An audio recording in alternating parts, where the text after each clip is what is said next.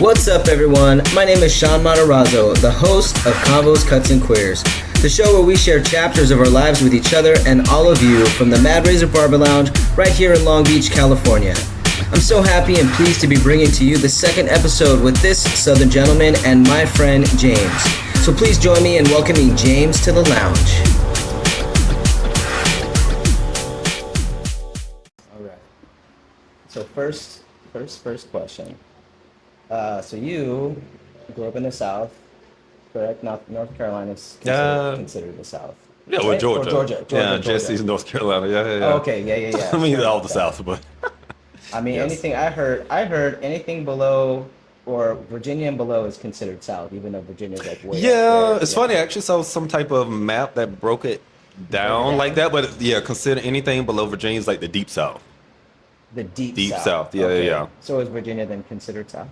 It is. I'll have to find it and send it to you. Yeah. I saw it on some I'm curious now. some cool little Reddit forum, but Tennessee, pretty much North Carolina, South Carolina, Tennessee, Alabama, Georgia, Florida were considered like the Deep South. Okay. And it kind of showed like how how the country was kind of broken. It was kind of cool, but not sure how accurate it is. But yeah, so pretty much the Deep South. Deep South. Yeah. That's why you have like a little twang still. Yeah, a little But I like it. accent. So what was it like growing up in the South? What was it like for you? South. Or better yet, what was it like growing up and how did it shape you?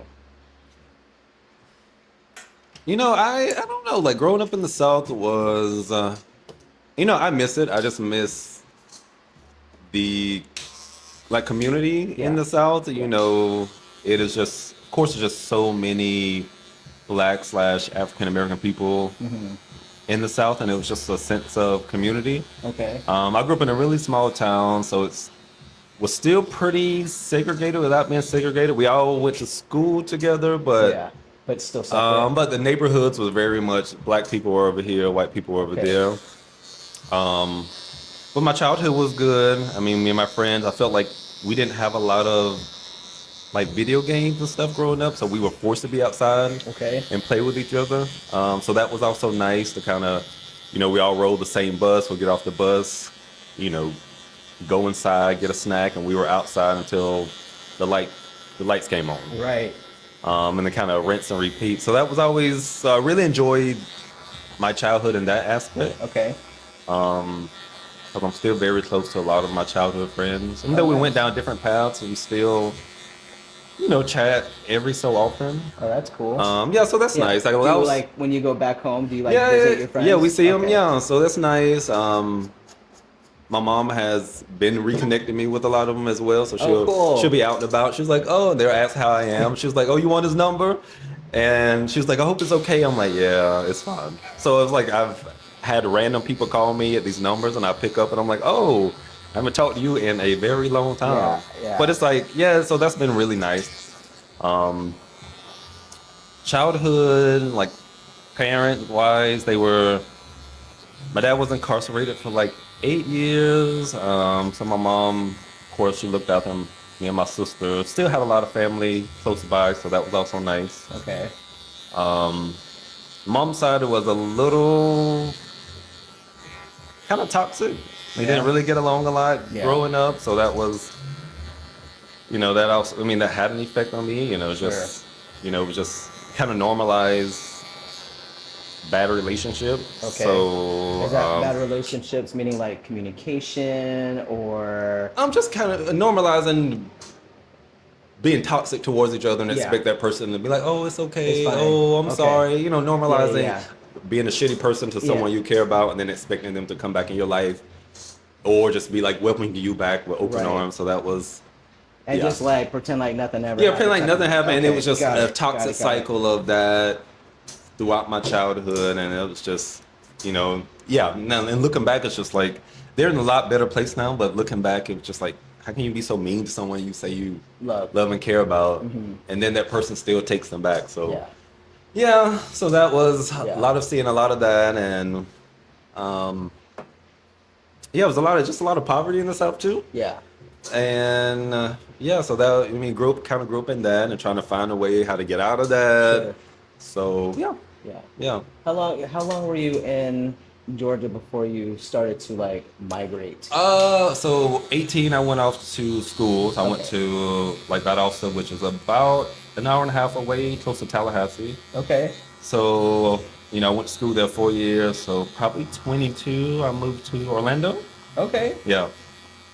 What was Orlando like? I didn't know you lived in Oh Orlando. yeah, Orlando was fun. It's just Yeah. like I live close to like Universal area, so it was always pretty busy. So I Okay. lived in that area for like 2 years, and then moving more to like the downtown area, Okay. which was more my vibe. It was more chill, laid back. Yeah. You had cute little pockets of neighborhoods like College Park, Winter Park. That just felt more like authentic to like the Orlando vibe. Got it. But it was a lot of fun. Okay. Yeah, it was a lot of fun. A cool little city. Cool city. Yeah, it is. I've only been to Orlando once. It was because I was in boot camp. Oh, okay. Yeah. So when you were shaping yourself and moving along, I mean, obviously at some point, I mean, most of us who are like coming out pretty much know within ourselves, Yeah. like when we are feeling different, our attractions for certain types of people are changing, and obviously they're not at the time what's normal. Yeah, yeah. So what I want to know from you is, when did you know it in yourself? Like, when did you say, okay, I'm gay? Yeah. Yeah, it to yourself, Yeah, not yeah. necessarily to anybody else Got it. yet, but just to you. Like, what was that approach for you? Like, just dealing with it within. You know what I mean? Yeah, I would probably say I was maybe like 17 Okay. when I kind of knew that, I think I am predominantly attracted to men. Okay. Yeah, 17, and yeah. Were you ever attracted to women? I had girlfriends here and there, but Yeah, I don't know. Like in the South, everyone was kind of related, and it was just Yeah. kind of weird. It was like, I don't know if you're my cousin or Oh, not. damn. And I had, and then, one girl that I kind of dated in middle school, high school, ended up being like my third or fourth cousin. I was just like, maybe that Oh, traumatized damn. me. I'm just like, I bet. I don't know. And after that, it was just kind of like, I don't know if I'm even into girls. Got it. And then, just started to be like attracted to guys. And probably, so I would say probably 17. 17. Yeah. And then how far along after that did you feel ready or comfortable enough to then reveal that to your family? Well, I feel like my coming outs, I feel like I honestly never really came out. Yeah. I remember so I was a very curious at a young age. So I would find ways to look up stuff or just get certain types of materials. So somehow I got a hold of like some magazine that had where you would order like videos from and Okay. DVDs. So it would come in like a little orange envelope, and so I kind of had it pinned down of when the actual pamphlet would come. And I mean, of course, that would give me like that pamphlet alone just kind of showed like gay pornography pretty much. Yeah. So I got into that at curious about that. So I was like, okay, well, I'm from a small town. I don't know what other ways to explore this curiosity Sure. than through pornographic material. Okay. So so you're saying like in the South there weren't a lot of avenues to. Yeah, there were no discuss it. avenues. Yeah, no Right. unless I lived in Atlanta, but that was, of course, that was 3 to 4 hours away. So Okay. yeah, so it was no other way for me to. I didn't know anyone else I could ask, explore these avenues with, or just come to someone with feelings, questions. just period. Yeah. Yeah. So I had in order for me to kind of not necessarily make sure this is something that I was into. Of course, I just kind of like looked at pornographic material See how you and feel about it. yeah, see, I feel it. I was like, okay, well, maybe it's turning me on, maybe it's not. So, so around like 17, I want to say my dad found a magazine and he kind of confronted me about it, and he wasn't happy, and I kind of was just looking at him like, well, this is kind of what it is. Okay, so you didn't deny it. I didn't deny it. I was just Yeah. like, well, I mean, Yeah. I don't know what you want me to say. Like, this Yeah. is just how it is. And at that point, at that age, I was still pretty confused. Okay. I would say pretty confused and still trying to figure out what, where these feelings were coming from and if they were valid and if this is something that I wanted to continue to explore. So, Do you think any of that confusion was wrapped up in fear around the exploration of it? Like if your dad is saying things like, he's Yeah. upset about it. yeah. So was any of that like influencing your confusion, or like were you sure, but then also like I'm scared to like move into this? Well, yeah. Well, in the South, it was always this whole thing of, and I don't know how true this is, but my mom relayed, oh, well, my cousin was gay and on the down low, and he passed away from AIDS. And my dad will relate the same thing. Oh, well, I had a cousin that did the same thing, and this person was like, oh, yeah, I knew that. So to me, it was implanted in my mind: if you're black, gay in the South, you got AIDS, and you just died. No matter, could have been airborne. Got it. It was just implanted in my mind: if you're gay, black, and in the South, you're gonna get AIDS and you're gonna die. Damn. Yeah. So it was like, I'm sorry. No, it was to me. It was just like, I don't think. So I want to tell. I don't want to tell anybody this. So I'm like, I don't have AIDS. yeah. I was like, I don't have AIDS. I promise. And to be very serious, that was kind of the way it was looked at. Sure. Well, there was a huge but it was just stigma. a huge stigma, but it's just a lot of ignorance behind it as well. Yeah.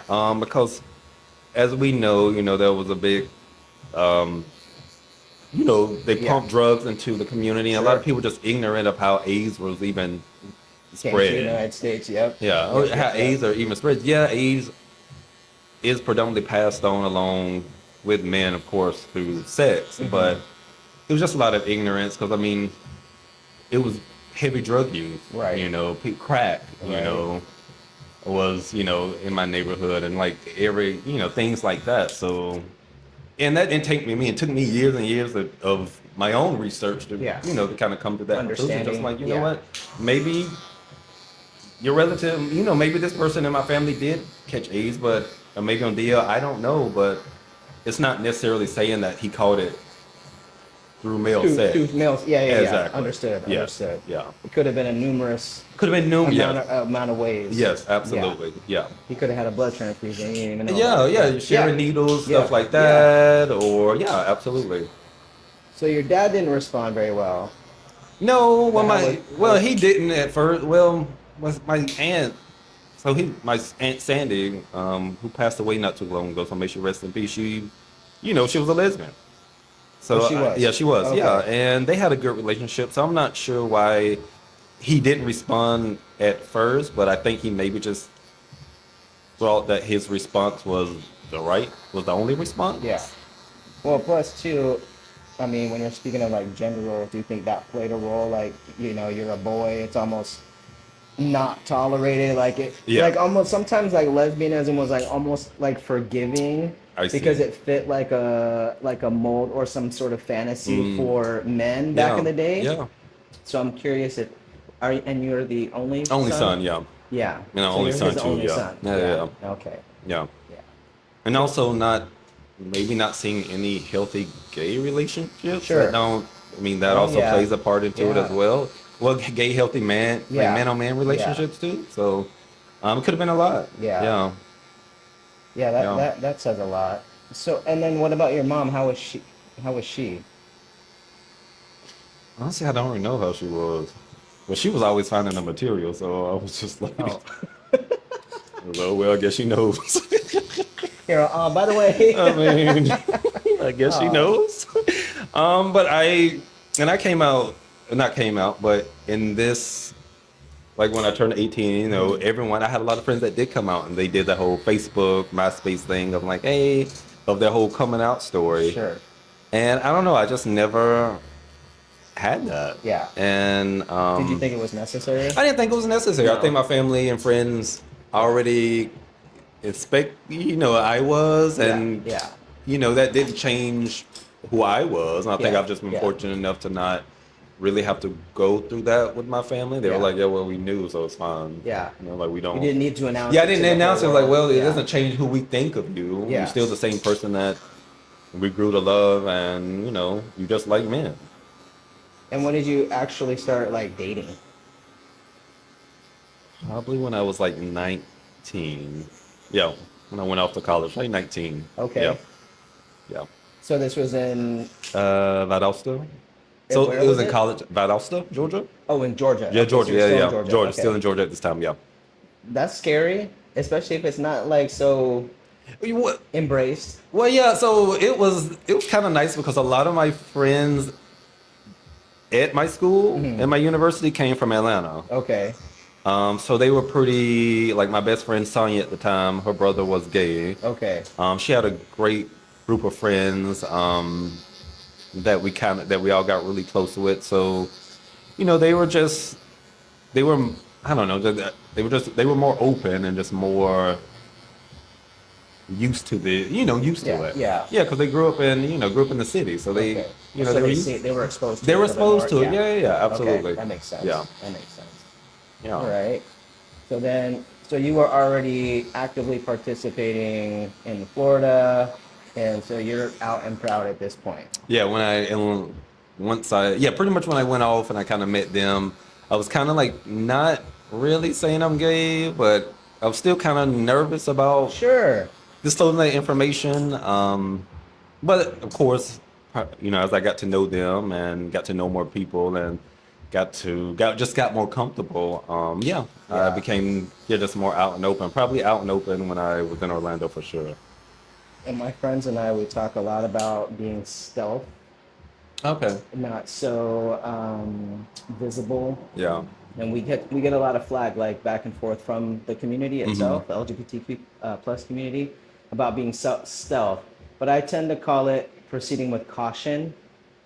How do you feel about, obviously, where we live right now, Long Beach is completely different. We're in like a mecca of, LGBTQ. It's a lot of pride here. You can be out, you can go to the store, and there's not a lot of fear wrapped in that. But when you grow up in places where there is a threat, do you feel like being stealth or proceeding with caution is necessary sometimes? Yeah, absolutely, yeah.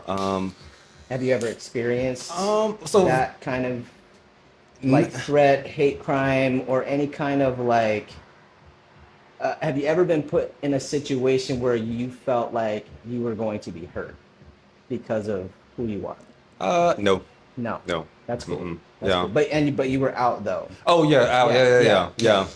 Okay. Yeah, never in a situation where I felt that I was. Yeah, I mean, there's been instances where guys would say stuff, but Stuff like. I remember this one instance. Me and Jesse, I moved to North Carolina. I just met Jesse. We were walking down the street, and these three guys were coming from the bar, kind of drunk. One of them said, "Good evening." We're like, "Hey, what's up?" Then one of them guys said, "Well, I don't know about you. You don't know about you two, but I'm straight." And we're just like, we don't give a. We're just like, and then I don't know. I saw We're trying to hit on you. Yeah, exactly. I just saw red and tried to like fight the guy, and I don't know. I think I've just been. I think growing up in the South you do have to be a little. I don't say you have to be tough, but yeah, it was. I don't know. I just think I grew up with a lot of the older generational men. Yeah. That were not. They were ready. Yeah, I mean because it wasn't too long ago, like for segregation, all that other stuff. Right. So they're dealing with that, and then we're adding this other layer. Yeah. So right? So it's just like okay. So it's like I pretty much think the generation of men like my dad, my uncles, and a lot of the older guys, they were just, they were not tough on us growing up, but it was just like we got in a fight and we brushed it off and we were friends the next day. Okay.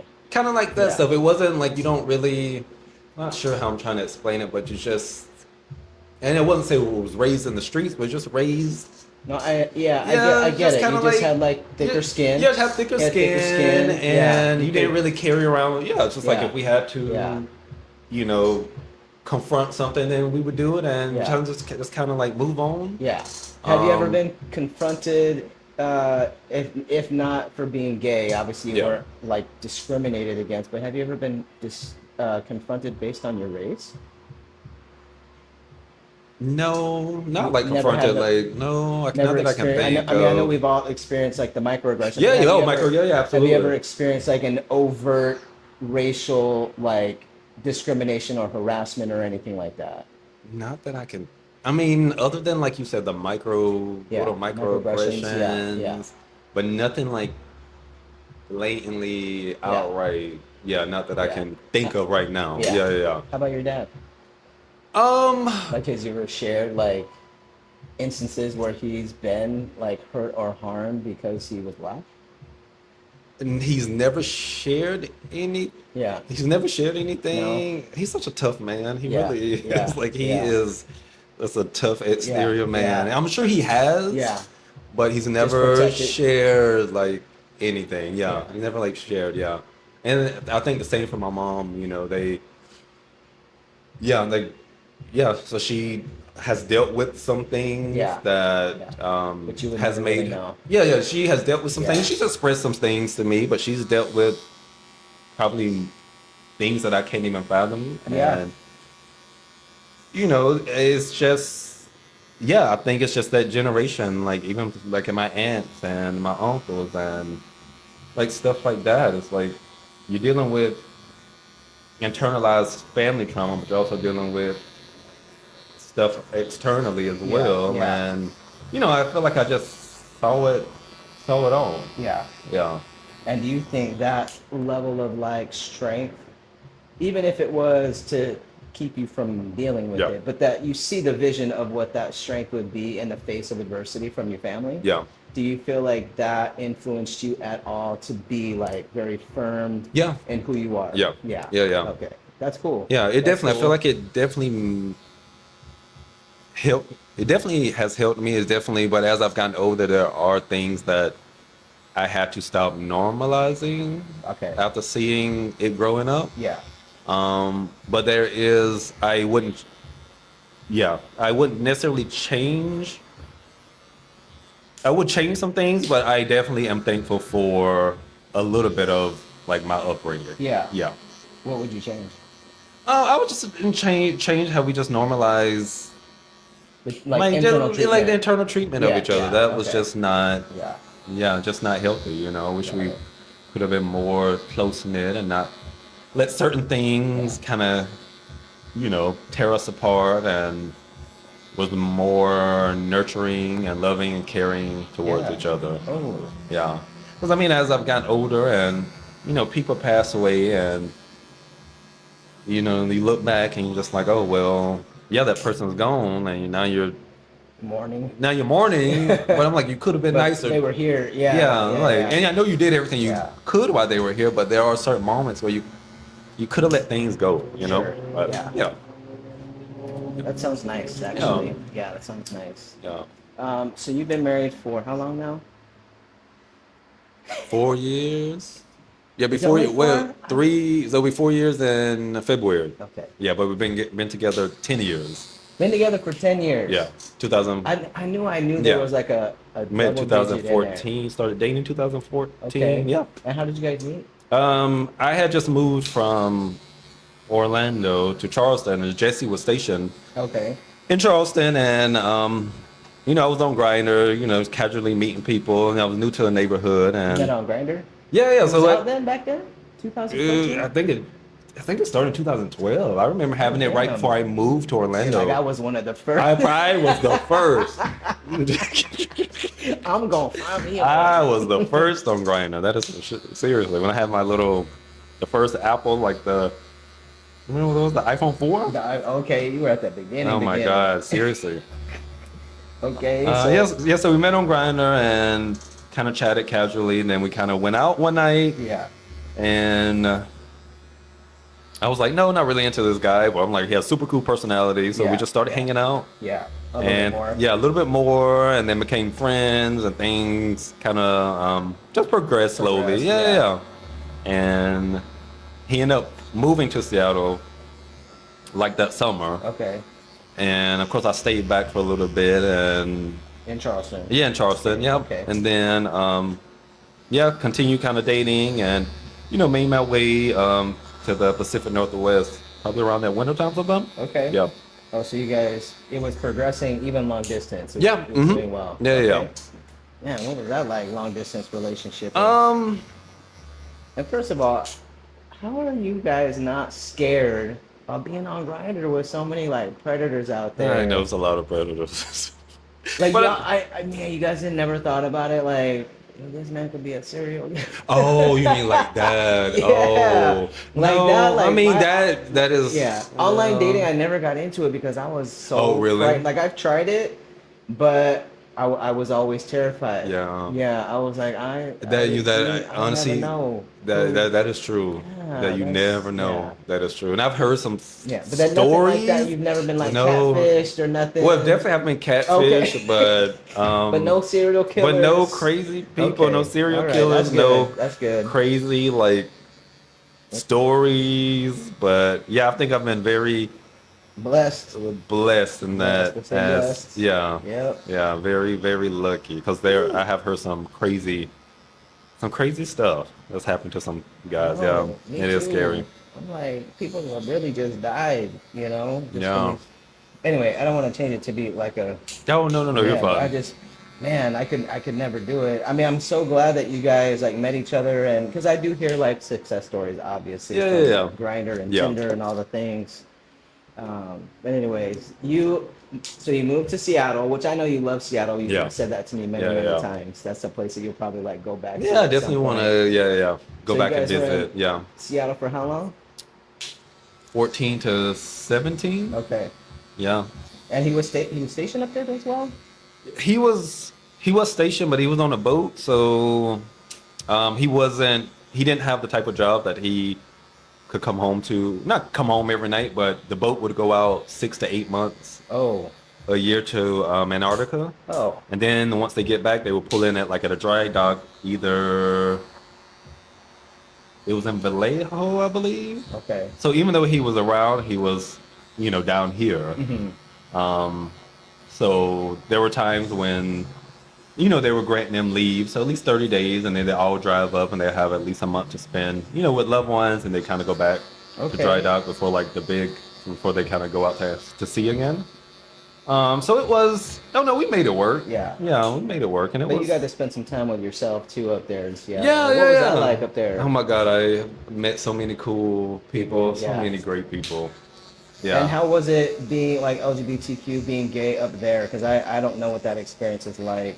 Obviously, it's different from being Yeah. in Georgia. Yeah, now yeah, you're in yeah. Seattle Mhm. with a different Yeah, it was different, just- like stank. Yeah, just a different aesthetic. Like it Yeah. was more of a grungy punk rock. Okay.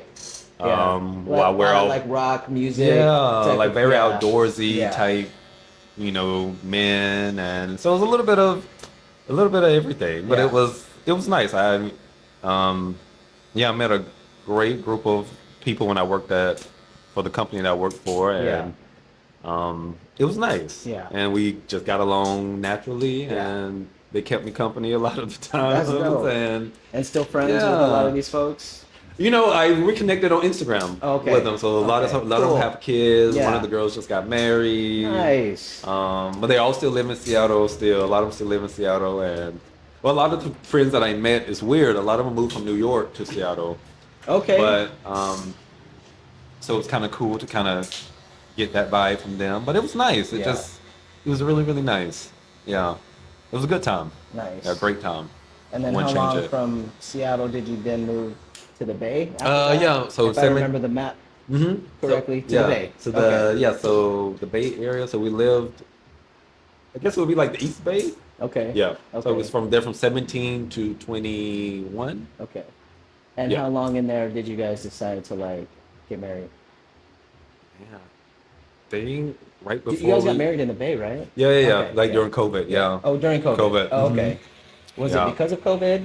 Oh yeah, look, COVID did have a little bit to do with Okay, it because okay. unfortunately, so many people were passing away We weren't married, and I know he was close to his family, but God forbid if something happened to him Yeah, you had no me, say. I had no say. Got Yeah. it, So I got it, think that got was it. the main reason. Okay. And we've been together so long, it just kind of made sense. Yeah. But that was Yeah. one of the main reasons. It's like, you know what, if something happens to you, you know what, I don't have any say, and something happens to me, not that I see my family, kind of keeping you out of everything, but he wouldn't have um, any say so. Damn. Yeah. That must have been a tricky little experience. Like I never even thought about that. Yeah. Like that part. You just have no. Like I remember getting married because I was like, we ain't never gonna get this chance again. Oh, Because it was yeah. 2008 Yeah. when I got married, and they had just were like, yes, Yeah, we can yeah. get married. Yeah, It's great. yeah. So we ran to the Yeah, of to course. get married. Yeah, but absolutely. I never gave that thought. Like even being domestic partners, you still had no Yeah. rights. Even though you live in the Bay, Yeah. you still had no You had rights. no rights. Yeah. Man, that's crazy. Yeah, absolutely. Well, how do you think the two of you have evolved since, from the Yeah. Bay down to now you're in Long Beach, you've been Mhm. married for 4 years, together for 10. How do you think your relationship has evolved in the course of 10 years? Man, I mean, I was 24 when I met him. He was 30, and we were still, figuring like our careers out. So I think he's close to retirement now in the Coast Guard, kind of figuring out his next move. I've been in fashion for a while and I've kind of been in a position that I wanted to be in for a while, and like men's buying. So, I think our careers are in a stable place, so that's nice. Yeah. So we've involved in our careers that way. Relationship wise, I think we wanted kids at one point. Sure. And now that's kind of just out of the picture for us, and we're okay with that. Why is it out of the picture? He's getting older, and so am I. The economy plays a lot of, that has a lot to do with it as well. Sure. I just feel like, like we're just not in a place financially. Sure. I don't think we might not ever be in a place we want to be financially, but well, they're just expensive. Yeah, they're expensive. Yeah. And we're just not in a place Yeah. financially where Yeah. I feel comfortable bringing a kid into this world. Sure. So that definitely has that. played a lot of part into it. And honestly, just figuring out where we want to Go next. Yeah. Because you guys like to Yeah, I mean, he's Move moving into honestly, his second career, and I want him to go to school and kind of do what he wants to do, and I still want to do what I want to do, and that it might take us down different paths. I know we'll still be together, but I don't want to have a kid over here 1 minute, over there 1 minute, Right. over here 1 minute. I But mean, you at a still certain see yourselves like in a union. yeah, the two of you. absolutely, yeah. Okay. But I want him to fully go to school and and do something else that he loves. Yeah. To do, and same with I. So I just don't think. I mean, maybe one that's day. okay. That's okay. And I'm not asking in a judgmental Yeah. way at all. Like some people just don't need to have kids. Yeah. And that's totally fine. But I think like as a society, like we just feel like, oh, we gotta put all this pressure on having babies. And no, we don't. Like people don't have to have kids. Like there are plenty of kids out here if you want to pick one up, adopt one, foster. Absolutely. There are plenty of children that need assistance. We don't have to just keep doing that. Exactly. Yeah. You know what I mean? So whatever path that is for you, like I would applaud that. But I love the fact that you guys are very conscious about it. I think that's important. So I respect it. Yeah. Immensely. I mean, but like you said, it's just like I'm okay. I'm down with fostering one day. Adopting if that happens. Foster kids out there. We do all these foster cuts. Yeah. And I'm like this one place that I work at in Pasadena. These kids are like 8 years old. They're babies. They just need people. They just need somebody. Someone consistent. Not just because there are plenty of foster parents out there that are just like, oh, this one has behavior problems. Never mind. But I'm like, of course they're going to have behavioral problems. They don't have anything stable, and that's all they're looking for is something stable. Yeah. So you never know. That might be your path. Yeah, that could be. Yeah, and I'm totally, open to. I don't know what the future holds, but I know that it's something that I would be open to exploring one day. So yeah, we'll see. Yeah. When you think of, and I'm only asking because I saw this podcast with this guy. At first, he was talking about partnership versus companionship, right? Like a companion could be, he was like, a companion can be a pet. And I'm like, okay, I get it. They don't, really talk to you. They just cuddle you at night and it's all rosy. But a partnership is like you're moving separately and together, Mm-hmm. separately and together, separately and together, separately and together. Do you feel that your relationship is still in the companionship phase, or do you guys feel like, or I'm sorry, do you feel like you're in a partnership phase, not a companionship phase? Or is that what's the trajectory? Do you guys feel like you're more companions than part? And I've had this conversation with Yeah. Jules too. I'm like, do you feel like we are planning things together, Yeah, yeah. even though we're moving in our careers separately? We're Yeah. like doing our thing. We support each other, but are we really like creating togetherness for the future? Yeah. What does that look like for you guys? Um, I definitely think now is more, I guess as we've gotten older, more of like a partnership. Yeah. Um, so There you we're go. trying to plan, if we want to stay in California or move. Do we want Yeah. to buy or continue renting? Do we want to travel? Yeah. Do we want to open a business? So it definitely starting to move more into like a partnership, but I want to still keep the companionship there. Yeah. He's still someone that So it's a blend of both. yeah, Ben Yeah, Bow is still blend of someone both. I love, care about, that I still want to spend my time with. Yeah. I don't ever want, money or finances or material things to necessary or the drive to just achieve a certain thing to kind Sure. of Sure. To interrupt that. Yeah. that and kind of Yeah. get in the way. And that's kind of where lately I'm like, okay, we need to start getting serious about things. Hmm. If we are going to continue being together, like we need to be serious about, okay, if you go to school for 4 years, what does that look like for Sure. me? If we have kids, one of us, like if we decide to have kids in the next couple of years, who's going to stay home with the kid? Do you Yeah. focus more on your career, focus on more on mine, or do we just both have a career and do the nanny stuff or like so it has been a lot of just trying to figure that out, but I also want to make sure I'm keeping the love there, like there's still Yeah. like Yeah. you're still my husband, and you still are my friend, and Yeah. Yeah. even though I want these things, I don't want to compromise that for it. Right. So yeah, so still kind of like figuring it out. Sure. I feel like to me it's still kind of gray a little bit, Gray? kind of like in a gray area.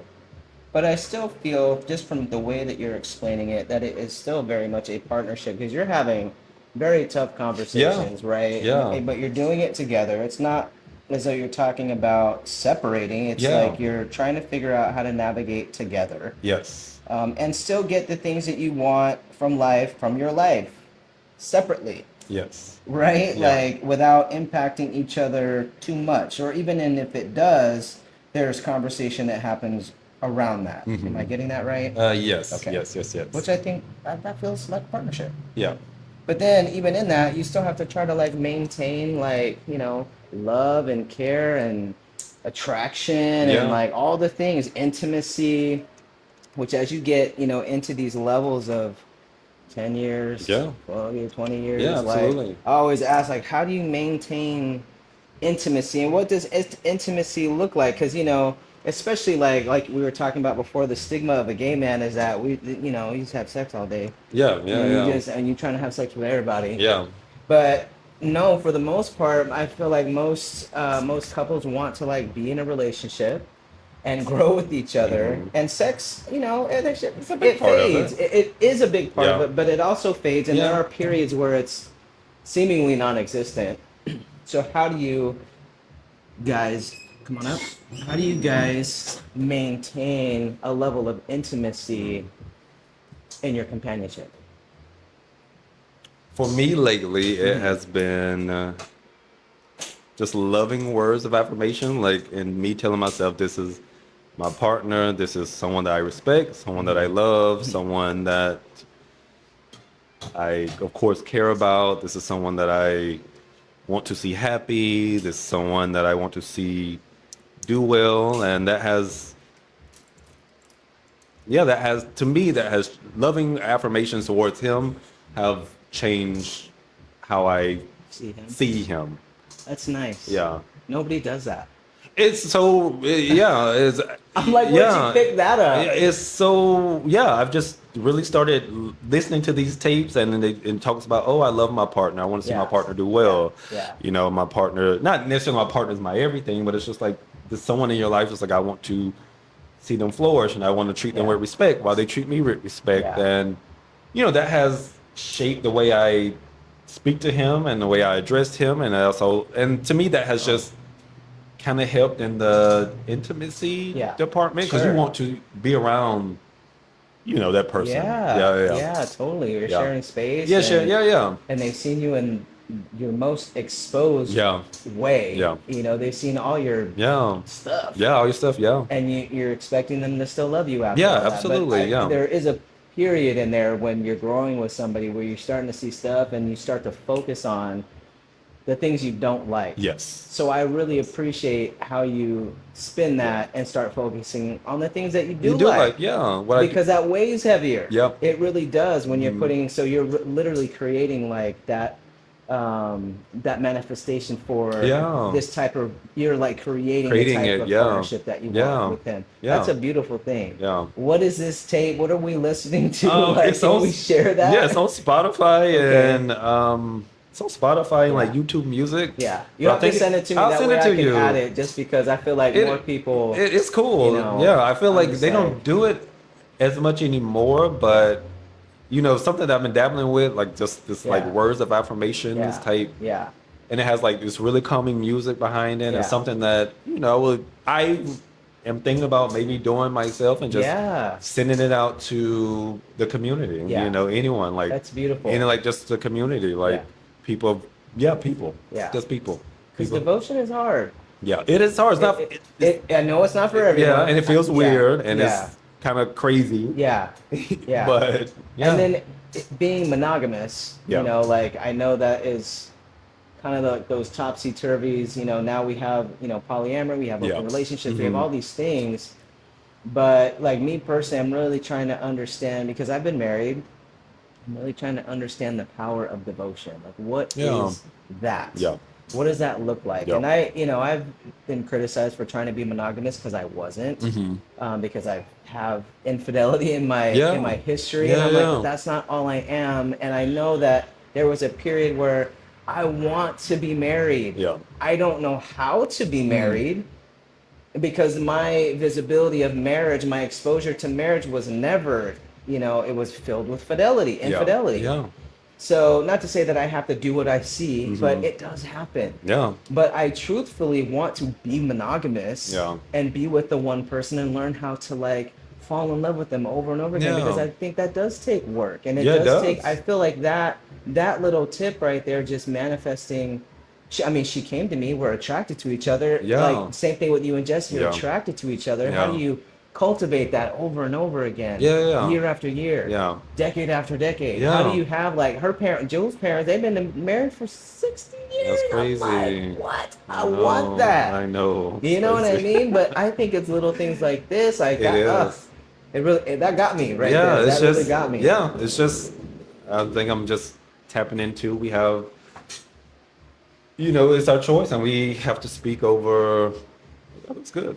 Yeah, we just have to speak over like every aspect of our life, and that includes love, health, wellness. Hold on to that mic. Oh yeah. We're not done. Our jobs, careers, everything, and we owe it to ourselves. We owe it to ourselves. Yeah, we owe it to ourselves to be happy. So we owe it to ourselves to be happy. Yeah, I like that. That is also an affirmation. Yeah. Because we all deserve happiness. We do. I mean, I know we're not supposed to suffer in this world. We're Suffering not. is part of it, but that's not all we're supposed to do. Yeah, that's not all. We won't put on this earth just to suffer. Yes. Just to suffer. No. So now you guys are in Long Beach, and he's getting ready to retire. You're embarking on something new for yourself with a career, possibly, or just an addition. Just in addition, I think I'll still always do fashion buying, probably do more consulting at some point, but I definitely am moving into like this kind of wellness space, fitness. Of course, I'm very much into fitness, but I'm definitely kind of moving to this wellness and healing space. Yeah. Um, right now, I'm just trying to figure out what What that looks that like. looks like for Yeah. me. Like I just spoke about, I would love to have some type of, some type of affirmation type, not necessarily like a podcast, but Yeah. something that I'll just go on and Yeah. speak affirmations and, kind of send that out. It would be, of course, free of charge. Maybe have Yeah. like a little studio and people Hmm. come in and meditate after a long day. Maybe have Yeah. you incorporate yoga into it, incorporate Yeah. fitness. I don't know. To me, it is just a safe space. It could Yeah. be a space that you come to, not necessarily praise and worship, but if you're more of a spiritual Yeah. person and you have a certain, just a safe Yeah. space for you to come and just, I just, mean, there is a power of like connecting to yourself, yeah, right? Like you meditate, even doing yoga. I haven't done yoga in a while, but I know that I'm connecting closer to my body. When I meditate, I'm mm, connecting closer with my mind. So, and we need more of that in our community, yeah, especially our community, LGBTQ community, yeah, BIPOC community. So is that what you envision for yourself, like in this, well, at least while you're here in Long yeah, Beach, to start cultivating that for, for is it LGBTQ BIPOC community? yeah. Or is it something like specific, or is it anybody Uh, who needs it type of Honestly, is deal? anyone, before it was definitely, people of color type, you know, based, but Yeah, honestly, it's just for yeah, anyone that just needs it. yeah. I want to definitely make it known it's friendly, it's open to Hmm. anybody that wants to not necessarily be healed, but someone that just is in these wellness or just wants to meditate, yoga, like whatever that looks like for you. Yeah, I don't want to necessarily give it like a name because I yeah, think we're all on. I mean, of course, we're all on different journeys, sure. but if you just need a moment. Yeah, just you're holding space. Yeah, I if love you it. just had a rough day, you just need a moment. Yeah, Rough week, need a moment. yeah, Or you're embarking on this thing and just need, you're just looking for like a place, your community that you yeah. can just come and just relax and zen out to. Yeah, kind of not close yourself off to the world, but I mean to kind of focus on you, like you Yeah, well, said, you gotta focus. sit still Yeah, sometimes. focus. Yeah, bring Yeah, attention back to you and yeah, what you need. totally. And just what you need in the like right now. It's so crazy when I think of, because I met you first. Did I meet you or Jesse first? I can't even I think remember. I think me. I met. Because I I think think we I had just met. moved here, and Yeah, I met you like the day after for yeah. a I haircut. think he came. Did he come first or you came first? I don't remember. I But think I did I because I got you remember guys. I You remember got me. driving down the alley. Yes. Yeah, Yeah, you're like, what I'm like, I don't the? know about What this is this garage place. thing we doing? But I just have to say, because we became friends, which I truly appreciate, but just watching you just evolve over this last like 3 years, and I know we had periods where we weren't totally Yeah, connected, but even from that, like just seeing how you have evolved internally, yeah, how you see yourself, how you're representing yourself in the world, how you're walking in this world. I'm like so moved by all the stuff that you're doing. I know it sounds like super mushy, but I don't care. mhm. I just I'm very inspired by what you're doing, Oh, thank you. and I love being around you. I love your energy. I love when you come into my space and having chit chats with you and laughing and being stupid with Yeah, you and learning and yeah. growing from you. So I know I certainly appreciate it, but do you have any messages for the people out there? Something that you would want to share, something that you've Yeah, learned in the last, couple years from yeah. yourself. Just in the last question of the day, like what message would you want to send to the world with love? Well, thank you for that. I enjoy spending Absolutely. time Oh, with thank you, you. and you've motivated me and helped me a lot, Thank you. and on my path and my journey where I am now. So I do want to say thank you Oh, as well. One message that of love, I would say, yeah, sit down and spend 15, 20 minutes with yourself each day. yeah. Start out with 5 minutes. Yeah. Yeah. And then, pull out a book and just write maybe a couple things down. How you That how feel? you Yeah. feel, Yeah. things that you want or how you're feeling in that moment. And yeah, as I say, just Yeah. spend at least 5 minutes a Yeah. day just with yourself, like Yeah. at any time of the day in Yeah. quietness and put on calming music. Hmm. at some point get a notebook and just write down things that you want. Yeah. And when I say things that you want, it can't be necessarily like material things, but yeah, just say, you know what, I am loved. I am, just, just tell yourself the things that you want to hear. Yeah. Yeah. I love that. Yeah. That's a beautiful Because it thing. starts, Yeah. it starts from within, and just telling ourselves that we just love and care about ourselves, and, is the most important thing. Yeah. Man, well, thank you so much, James, for taking some time today. Thank you. I really appreciate you. I'm super grateful for you. And we'll have you in the chair again. Yeah, sounds good. I appreciate you coming on back. That was literally just a starting point. We'll get into other things as we progress on your journey. I'm sure people would want to hear more about what you got going on. So if you're willing to share it, I'm willing to help you do that. Yeah, thank you for having me. Thank you so much. I love you so much. Well.